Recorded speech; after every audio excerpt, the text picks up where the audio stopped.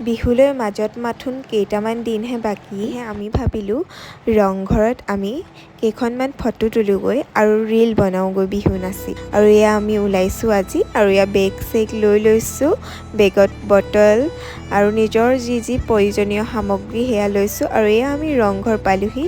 সকলো ফালে নাচনি আহিছে, নাচিছে, ভিডিঅ' বনাইছে আৰু আমি এইখিনিতে বনাইছোঁ। এয়া আমি বনাবলৈ লৈছোঁ ভিডিঅ' কিছুমান। আৰু মই খোপাত কি ফুল লগাইছোঁ আপোনালোকে জানিলে কমেণ্ট কৰিব।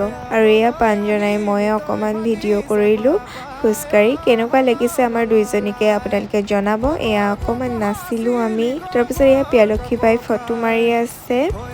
তাৰপাছত আমি এনেধৰণে ফটো মাৰিছোঁ আৰু বহুত মানুহ আহিছে, ৰংঘৰ চাবলৈ আহিছে, ৰংঘৰত ভিডিঅ' কৰিবলৈ আহিছে আৰু কিমান যে ধুনীয়া লাগে নহয়নে।